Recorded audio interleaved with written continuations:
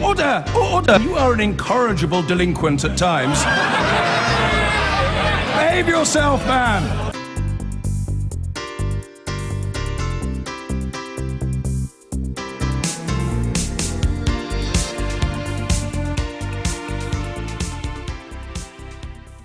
Let's take you up to Edinburgh. Nicola Sturgeon is speaking. Let's listen in. Article 50 of the Lisbon Treaty, setting the United Kingdom on course to leave the EU in March 2019.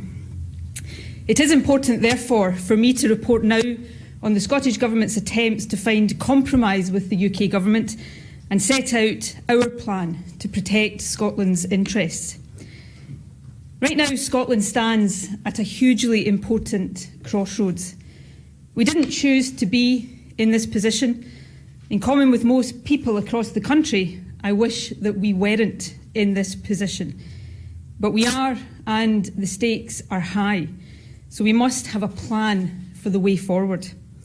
For better or worse, depending on your point of view, the future of the UK looks very different today than it did 2 years ago. As a result of the Brexit vote, we face a future not just outside the EU, but also outside the world's biggest single market. In addition, the collapse of the Labour Party means that we face a prolonged period of uninterrupted and unchecked Conservative government at Westminster. Some predict that the Tories could be in power now at Westminster until 2030 or beyond. And after a period which has seen the establishment of the Scottish Parliament and more recently hard-won extensions to its responsibilities, we now face the prospect of a centralisation of power at Westminster. Indeed, the Prime Minister herself has been clear that the Brexit process will see the UK Government reserve for itself powers in areas that are currently wholly devolved to the Scottish Parliament. All of this has massive implications for Scotland. It has implications for our economy, for jobs, opportunities, public spending and living standards, and for our ability to protect and advance our vital day-to-day priorities in education, health and business. It has implications for our society. How open, welcoming, diverse and fair will we be in future? And it has implications for our democracy. To what extent will we be able to determine our own direction of travel rather than having that decided for us? In short, it is not just our relationship with Europe that is at stake. What is at stake is the kind of country we will become. Now, at times of change and uncertainty, the instinct to do nothing and just hope for the best is understandable. But in my view, it is not the right one.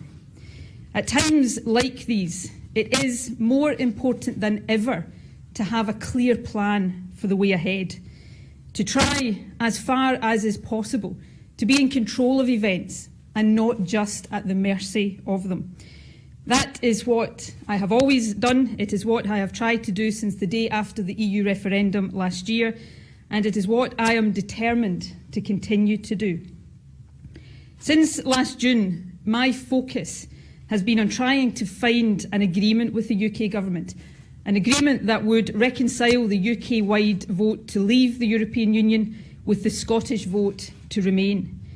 I was encouraged in this approach by the Prime Minister's commitment last July to seek agreement with the devolved administrations on a UK-wide approach before triggering Article 50. The Scottish Government's paper, Scotland's Place in Europe, was published in good faith.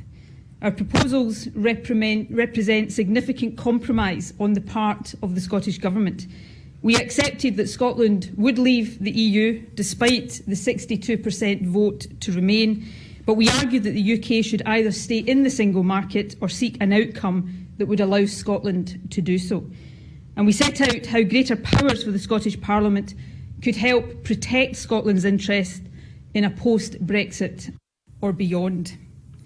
And after a period which has seen the establishment of the Scottish Parliament and more recently hard-won extensions to its responsibilities, we now face the prospect of a centralisation of power at Westminster. Indeed, the Prime Minister herself has been clear that the Brexit process will see the UK government reserve for itself powers in areas that are currently wholly devolved to the Scottish Parliament. All of this has massive implications for Scotland. It has implications for our economy, for jobs, opportunities, public spending and living standards, and for our ability to protect and advance our vital day-to-day priorities in education, health and business. It has implications for our society. How open, welcoming, diverse and fair will we be in future? And it has implications for our democracy. To what extent will we be able to determine our own direction of travel rather than having that decided for us? In short, it is not just our relationship with Europe that is at stake. What is at stake is the kind of country we will become. Now, at times of change and uncertainty, the instinct to do nothing and just hope for the best is understandable.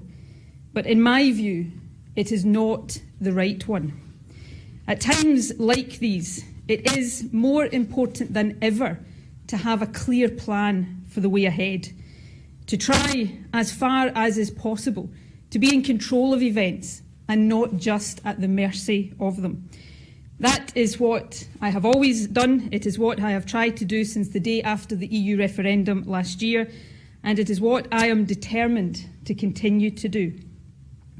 Since last June, my focus has been on trying to find an agreement with the UK government, an agreement that would reconcile the UK-wide vote to leave the European Union with the Scottish vote to remain. I was encouraged in this approach by the Prime Minister's commitment last July to seek agreement with the devolved administrations on a UK-wide approach before triggering Article 50. The Scottish Government's paper, Scotland's Place in Europe, was published in good faith. Our proposals represent significant compromise on the part of the Scottish Government. We accepted that Scotland would leave the EU despite the 62% vote to remain, but we argued that the UK should either stay in the single market or seek an outcome that would allow Scotland to do so. And we set out how greater powers for the Scottish Parliament could help protect Scotland's interest in a post-Brexit landscape. Over the past few months, we have worked hard, really hard, to try to find agreement.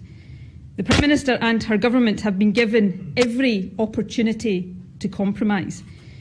But today, as we stand, for all we know, on the eve of Article 50 being triggered, not only is there no UK-wide agreement on the way ahead, but the UK government has not moved even an inch in pursuit of compromise and agreement.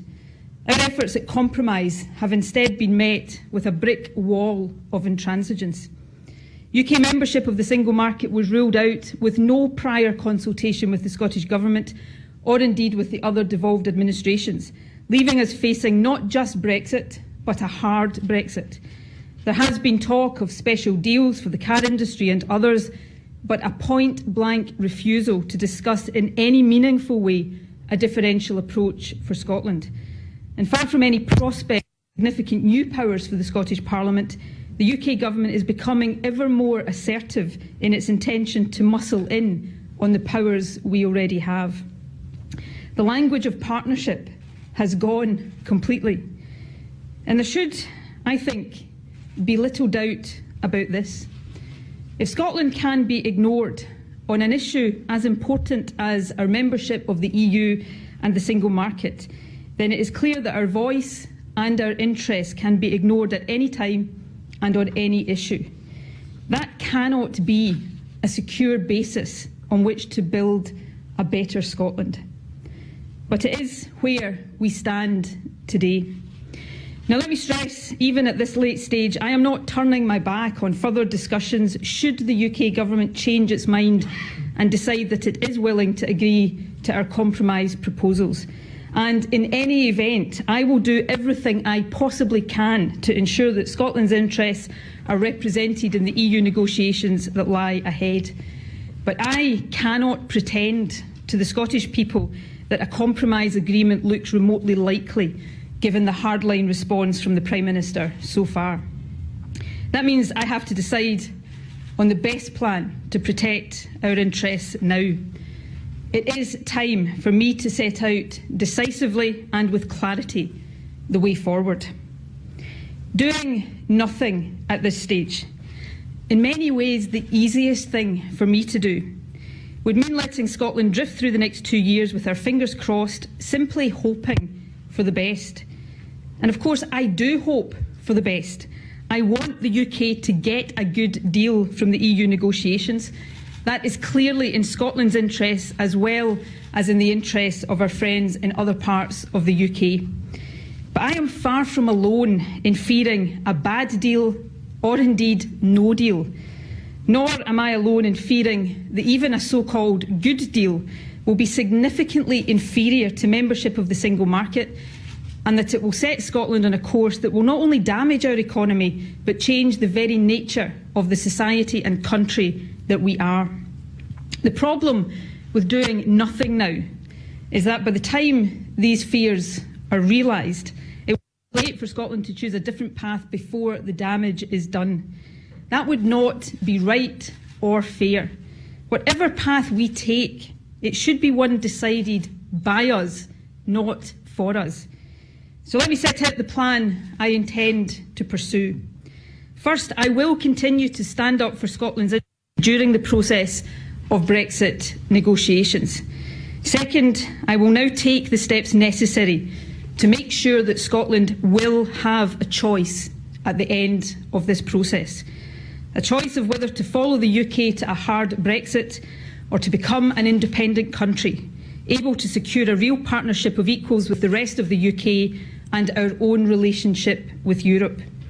The Scottish Government's mandate for offering this choice is beyond doubt.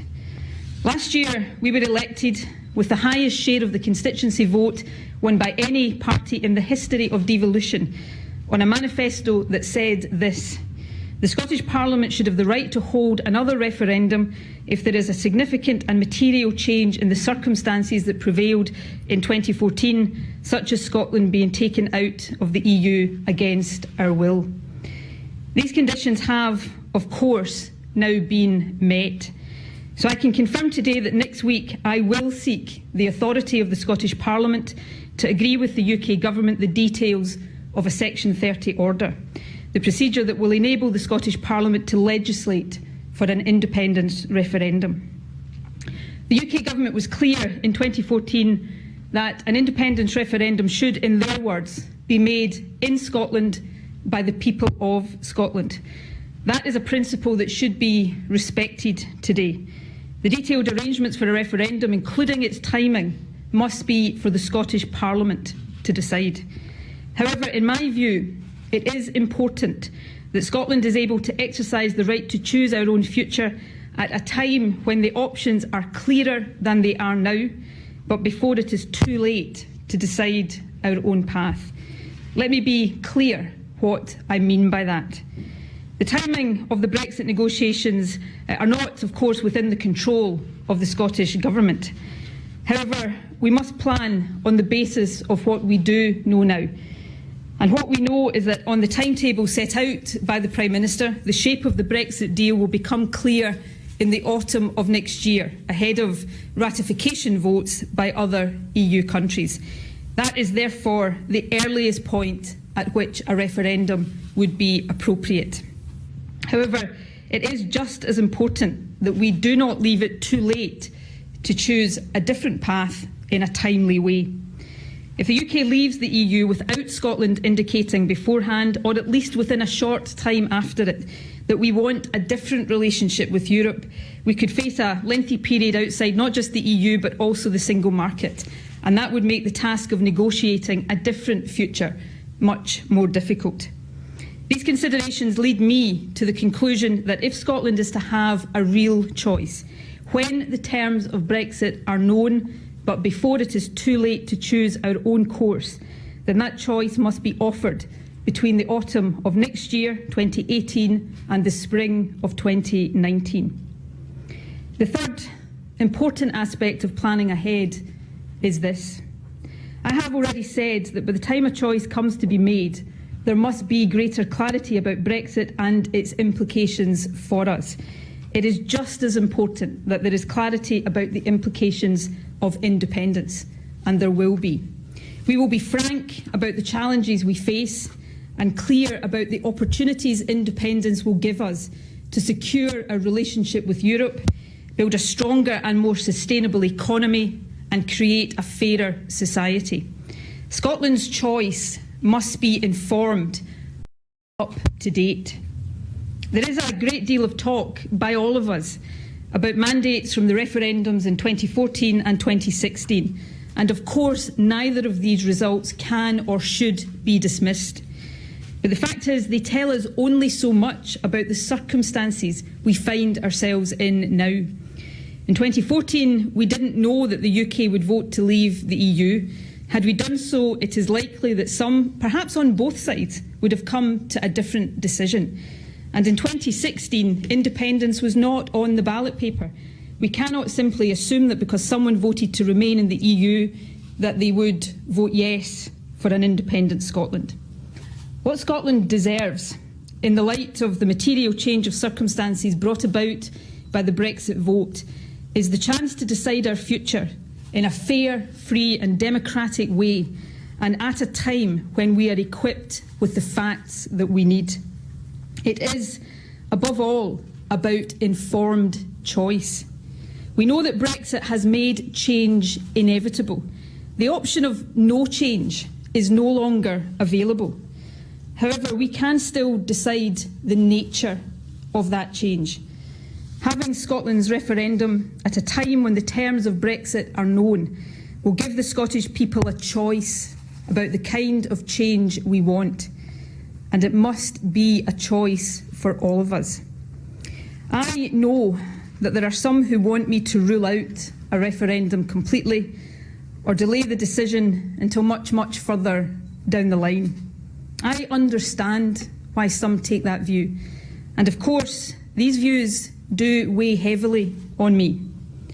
But so does this, and this for me is a key consideration. If I ruled out a referendum, I would be deciding, completely unilaterally, that Scotland will follow the UK to a hard Brexit come what may, no matter how damaging to our economy and our society it turns out to be. That should not be the decision of just one politician, not even the First Minister. By taking the steps I have set out today, I am ensuring that Scotland's future will be decided not just by me, the Scottish Government or the SNP. It will be decided by the people of Scotland. It will be Scotland's choice, and I trust the people to make that choice. I am now happy to take a few questions. Brian. Can I ask a question with two clauses? I know that's slightly cheeky, but First Minister, can I ask a question with two clauses? Brian Taylor, BBC Scotland. Are you assuming, from what you say, that Scotland would simply take over the membership of the European Union that presently exists for the UK? Are you assuming that that is possible? As many say it's not. If that is not the case, are you saying that you would absolutely, definitely, and without caveat, seek to return Scotland to full membership of the European Union, not just a single market? Okay. What I'm saying today very clearly is that for Scotland to be in a position to negotiate in a timely fashion our own relationship with Europe, it is important that we indicate that desire and intention before the UK leaves, or at the very least within a short time frame after they do so. To leave it any longer than that would make that process more difficult. I do accept that that will be a process of discussion. In terms of the second clause of your question, the SNP's long-standing policy and commitment has been to membership of the European Union. Obviously, we are in different circumstances now than we have been in the past, but that has been and remains our position. But on this issue, as on all of the many other issues that people will want to consider in advance of a choice, I've said very clearly that we will set out our proposition in advance of that choice so that it is an informed choice. I want people, and for me this is all about choice. It's about people looking at what the terms of Brexit will mean for Scotland and what the alternative of independence will mean, and having the ability to make that choice. Because the alternative to that is not being in control of our own future, of having hard Brexit imposed upon us regardless of the circumstances that would place us into, and I don't think that is acceptable. Colin. Have you just been playing along with the talk of negotiations to get to what was, from the outset, your favoured position of another independence referendum?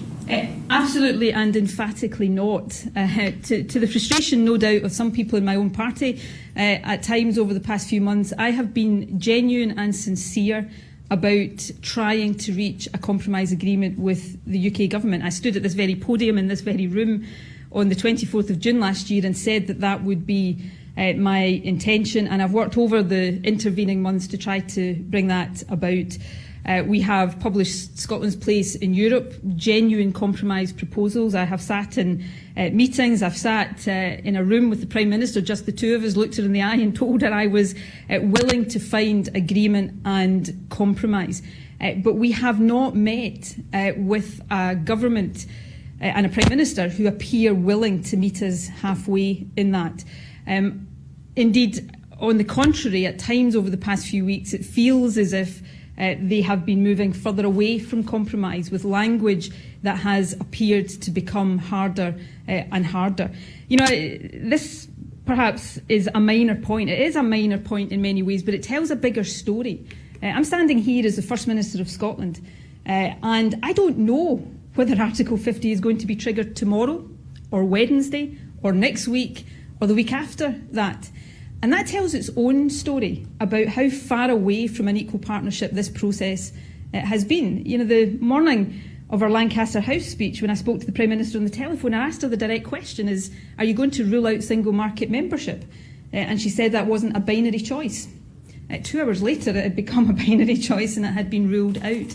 So we have been trying to compromise, but in order to compromise, there requires to be a government on the other side willing to meet halfway, and that's not been the case. So that leads me to the position I've set out today. If Scotland is to have a genuine choice, then it must be in the way that I have set out. Right, Sarah. You'll be very well aware that opinion polls still don't suggest more than 50% of the country would want to vote for independence. The economic circumstances are much harder for you than they were in 2014. Do you really believe you could win another referendum on independence? Yes, I do. Absolutely, I believe that. But sometimes you've got to do what you think is right in politics, and I think it's right for Scotland to have a choice.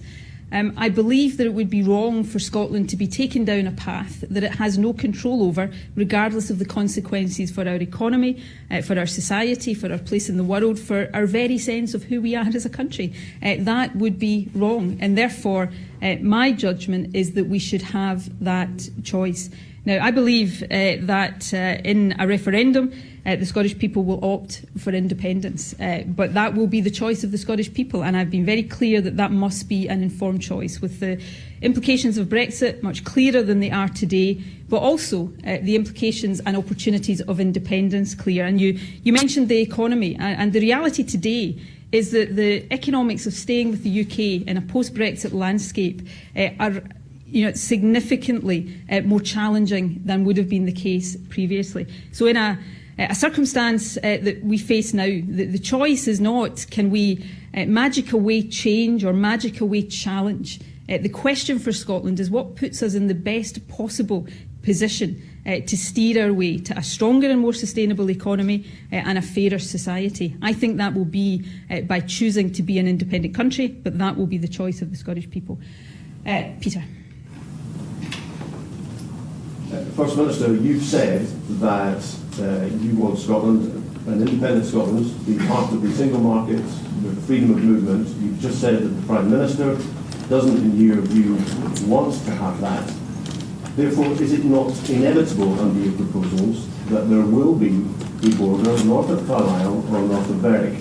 And I know you say there isn't going to be one in Ireland, but all the talk in Ireland is that there will be some kind of order. Peter, it's customary not for the journalists to both ask and answer the question. Just to be clear, the usual form at these events is that you ask and I get to answer. But if you want to answer all my questions for me, that is absolutely fine.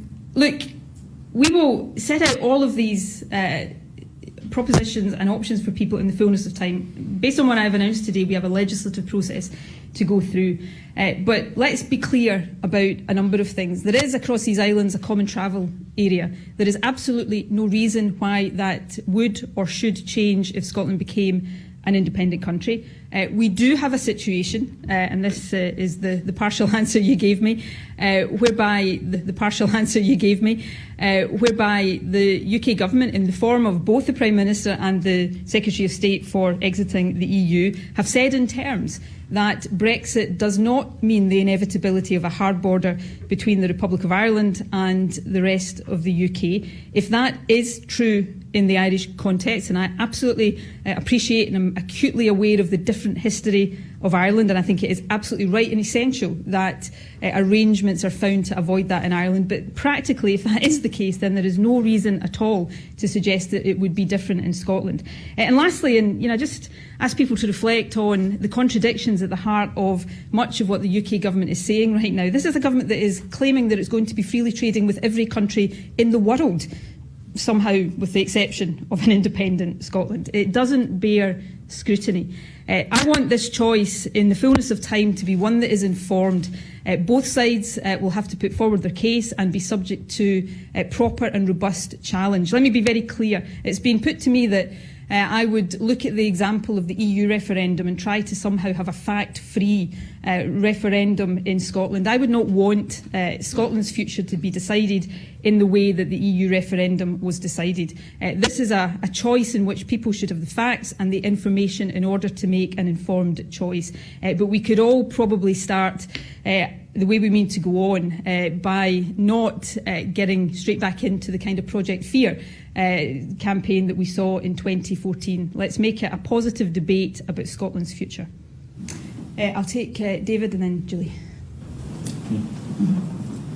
David Clegg from the Daily Record. First Minister, are you staking your First Ministership on this? If you were to lose this referendum, will you resign? I'm doing what I think is right for the country, and I'm not planning not to win a referendum when that time comes. Julie. Julie Etching, ITV News. First Minister, what reassurance have you had from other EU members that Scotland's way forward, either remaining within the European Union or re-entering the European Union, is in any way viable? What concrete reassurance have you had? Look, we have, over the past 9 months, been working very hard to influence the UK government's negotiating position, and that has been partly as a result of some of the advice and feedback we've had from other countries across Europe, that if we wanted to seek a differential arrangement for Scotland, then Europe would be open to that, but it had to come through the track of the UK Article 50 negotiations. So that has been our focus. Clearly, we will continue to discuss with the other countries of the European Union and indeed with the institutions of the European Union. I know from my own experience across Europe that there is an incredible warmth of feeling towards Scotland and incredible support, and a feeling that should Scotland democratically choose to be an independent country, then that is something that the EU would accept and respect, and these discussions will continue, no doubt, in the months to come. Right, I have a sea of hands. Let me, the choice. I'll take Michael. Is there anything that the UK government could now say which would persuade you to rule out having a referendum? Well, they'd have to come forward and say something, because I'm standing here after several months of trying to find and broker agreement without having had an inch of movement, as I said. So, it's not really for me now to say what they could have said. I don't know that there is any prospect of them trying to say anything, because if there is now, then why haven't we had it in the past? But I've said, of course, my door will always be open to discussion, notwithstanding the track that I have laid out today. There will continue to be a need for me as First Minister to ensure that Scotland's interests are represented in the negotiations that will follow from the triggering of Article 50. So I am open to discussions, but the conduct and the response of the UK government thus far tells me they are not interested in or willing to compromise, and that is why I find myself in the position that I'm in today, potentially just one day before Article 50 might be triggered. Right, I'll take Severin, and then I'll choose the next one after that. Sev. First Minister, when you launched the SNP manifesto in April last year, you said quite clearly that, quote, setting the date for a referendum before a majority of the Scottish people have been persuaded that independence is the best future for our country is the wrong way around. Why was that correct then but wrong now? Well, that's not actually the case, Severin, because if you read the text of our manifesto, what it says, and I don't have it in front of me, but I'm sure you will go and check that I'm correct in what I'm about to say. It said that the Scottish Parliament would have the right to hold another referendum should there be evidence of a change in public opinion, or, the key word being or, a material change in circumstances such as Scotland being taken out of the EU against our will. That is what... I'm quoting what you said in response to the question. That's what you actually said. I am quoting the manifesto that we put before the Scottish people and were elected on with, as I said earlier on, the biggest share of the constituency vote of any party in the history of devolution. That is the manifesto that we were elected on. It is unequivocal, unambiguous, and it provides the mandate for the steps that I've set out today. Peter. You said you want to have a referendum between autumn 2018 and spring of 2019. Theresa May has said that Scotland is leaving the EU with the UK. If Theresa May says to you that, OK, I'm not going to block your referendum, but you have to wait until after Brexit, what recourse do you have? Well, I do not think it would be acceptable for the UK government or the Prime Minister to take that view for two reasons, one principle and one practical.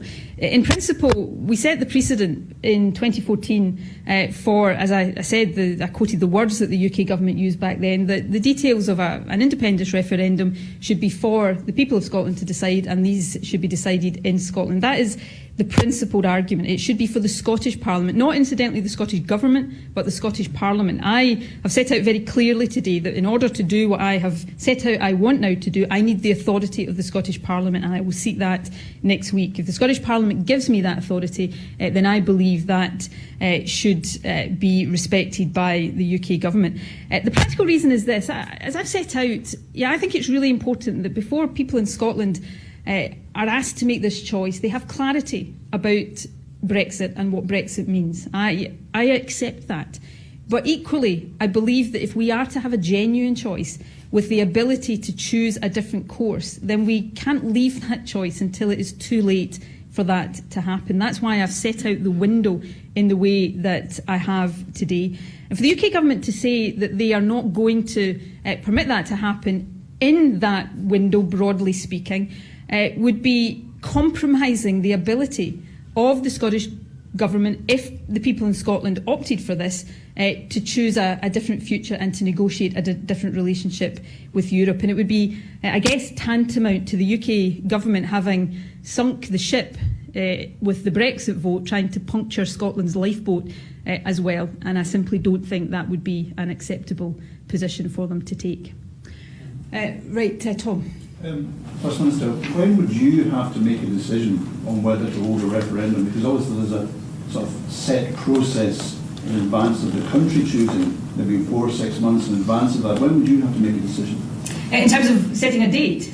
Yes, because all that sort of like 4-month regulating period, all these sort Sure, of... we have to go through the Section 30 process, and I can't stand here right now and say categorically how long that will take, because that is a discussion between the Scottish Government and the UK Government. I would certainly hope that that wouldn't be a lengthy process, and then the Scottish Government requires to legislate, and then of course we have well accepted rules in terms of timings for campaigns and such like.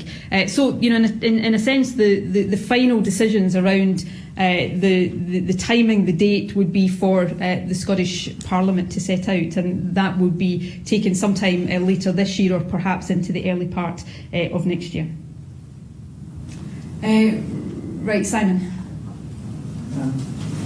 Is there a contradiction between your argument that leaving the European Union would be a disaster for the economy, for the country that we are, and the solution being leaving a union that's far more valuable to Scotland's economy with far closer cultural and family ties?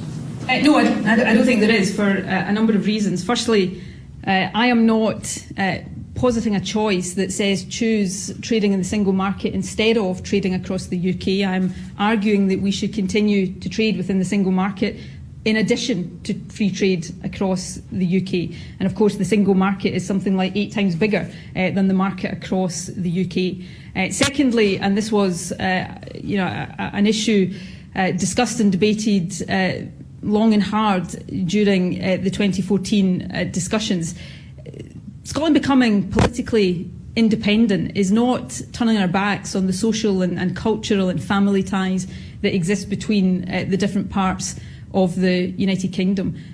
We share many links with our friends in other parts of the British Isles, and that would continue to be the case. But independence for Scotland would, I think, create a genuine partnership of equals, rather than the claimed partnership of equals that has been shown in recent months to be rhetoric rather than reality. But the bigger question, I guess, is this one. Of course, we are where we are today because of the Brexit vote, and therefore issues around EU membership are, of course, central to the discussions that are taking place around this. But I think there is a much, much bigger principle at stake here, and that is, what kind of country do we want to be, and crucially, who gets to decide that? Right now, we're on a path not just to Brexit, but to hard Brexit that will have profound implications for our economy, our society, our culture, place in the world, sense of who we are. And we have no control over that. We voted against it, but nevertheless, that is the direction the UK government is intent on taking us in. I don't think it is right to be taken down a path that we don't want to go down without a choice, which is why the choice, I think, is important. At the right time, I think, is important. At the right time, the people of Scotland should get to choose. Do they want to follow the rest of the UK to a hard Brexit? In which case, that is for the people of Scotland to choose. Or do we want to choose an independent future that gives us the ability to create a real partnership of equals across the UK and to decide our own relationship with Europe? Right, take a few more questions, Muir. Will you be expecting the Scottish Parliament government to decide the franchise for this next referendum and the question? And you've said you clearly don't think it's acceptable for the UK government to deny Scottish Parliament demands on this, but if it does, what can you do about it? Well, I'm not expecting it to, and I'm not therefore going to speculate on what will happen if it does. I think there would be a rather furious reaction from many people in Scotland, not just the Scottish Government, if that was the position the UK Government decided to take. Both Ruth Davidson and David Mundell, since the Brexit vote, have said in terms that they didn't think Westminster should block a second referendum. And even the Prime Minister, I think, when she's been pressed on this, my reading of her answers have been that she's been at pains not to say that the UK government would do that. And of course we had Jeremy Corbyn on Saturday saying that he thought it was absolutely fine for there to be an independence referendum. Perhaps that last bit is less important in the grand scheme of things. On the first part of your question, yes, I do think it would be for the Scottish Parliament to decide not just the timing but the franchise and the question, although of course the question would be subject to testing by the Electoral Commission if it chose to do that. But these things were accepted in 2014, that these were the decisions not of the Scottish Government but of the Scottish Parliament, and I would see no reason why that should be different in future. You've tried so hard, Jess, and we did give you a seat, so I better take a question. Thank you. Jason Farrell, standing. This is inevitably, if this referendum comes to pass, will be defined as a choice of Scotland between the UK and Europe. Given that, what currency do you think Scotland would have at the end of it if it chooses to be independent? Well, all in good time. We will set out, as I've said, our proposition on all of the issues that people in Scotland will require to have clarity about. We will do that in due course. And, I've said repeatedly today that I absolutely recognise this has to be an informed choice for people, informed both by the clarity around Brexit and the clarity around independence. I'm not asking people to choose the UK or Europe. I want Scotland, whether as we are just now or as an independent country, to have as our closest relationships those we have with our friends and partners in other parts of the UK and the British Isles. But I also believe Scotland has a part to play, not just in economic terms, but in social and cultural terms in Europe as well. And fundamentally, this is about Scotland, I think, deciding what kind of country we want to be and what we want that contribution, not just in the UK but across Europe, to be. So I don't accept the characterisation of asking people to choose the UK or Europe. It's about Scotland choosing itself what kind of country we will be. Yes, Jamie. We're releasing an updated version of the white paper, and what will be different in this case than from last time? We will put forward, as I said, the detail and the clarity on a range of issues that people will want to have clarity on before any choice is made. We will announce in due course what the form and timing of that will be. John. First Minister, some in your own party have admitted that they were less than frank, or the movement was less than frank last time about some of the challenges facing an independent Scotland. You said this morning that you're quite happy to engage in that going forward, that you want to be frank about it. What are those challenges? I think Scotland, whatever our constitutional circumstances, like every other country, faces challenges in the world we live in. Economic challenges around some of the global situations we face right now. And we need to be frank about those, as we need to be frank about how we would deal with those challenges if we were to remain within the UK. And, I said earlier on, if Scotland is to have a choice about its future, it must be an informed choice. For my part, I will make sure that is the case, and people then get to decide what they think is the best way for Scotland to address those challenges in the future. Right, another last couple of questions, Jessica. On a practical level, have you had any discussions with the Greens so far to make sure you can actually get the Scottish Parliament to approve requests for a Section 30 order? Well, we discuss with the Greens issues on a range of matters on an ongoing basis. I'll let the Greens speak for themselves today, but I think the Greens' position on independence and an independence referendum is pretty clear, but I will not presume to speak for them from this podium. Michael. You said you'd remain engaged with the Brexit process. Will the Scottish Government consider legislation within devolved competence to protect the existing rights of EU citizens in Scotland, namely to vote, to access healthcare and to the new Social Security Agency? We will do everything we possibly can, legislatively, practically, and in every other sense, to protect the rights and status of EU nationals in Scotland. One of the many regrettable things that have happened, I think, since the EU referendum has been a failure to give that guarantee to EU nationals. And I will do now and in the future everything within my power to give that certainty and those guarantees. Okay. Yes. First Minister, now that you've made your position clear, can we expect the Scottish Government to spend the next 18 months working to try and get support within Europe from the other 27 member states for Scottish membership? We will work across a range of different issues and a range of different ways to protect Scotland's interests. That's what all this is about, protecting Scotland's interests in a circumstance that we didn't ask to be in. It's also about making sure that going forward we have the right environment, the right set of circumstances in Scotland to allow us to continue to advance our priorities on health, on education, on the economy, making sure that we are properly equipped as a country to face up to whatever challenges lie ahead. Right, last couple of questions, Jennifer. How do you reconcile the push for independence with people who are SNP supporters but want to come out of the EU? Well, this is fundamentally about who decides what kind of country we are. I respect the views of people across Scotland, whether they're SNP supporters or otherwise, who took a different view from the one I did on the question of EU membership. 1 million people in Scotland voted to leave, and as First Minister I've got a duty to understand and respond to that. So I respect those views, and clearly we are where we are because of that vote. But as I've said on more than one occasion today, there is a bigger issue at stake here, and it is an issue of democratic principle. Who decides Scotland's future, whether on Europe or on any other issue? And I believe that on that issue of democratic principle, whether an SNP supporter voted to remain or voted to leave, there will be strong support for Scotland exercising our choice to be in control of our own future. Right, yes. Chris Green, the Eye. Do you think it will be a yes/no question? I would see no reason why it wasn't the same question as the last time, but I don't want to get ahead of ourselves. We have a process to go through. Glenn. Where does this leave your defining mission of reforming education? That is still my defining mission of this Parliament as First Minister. You know, people say to me, get on with education and health, and that's my day-to-day work, and it will always be my day-to-day work.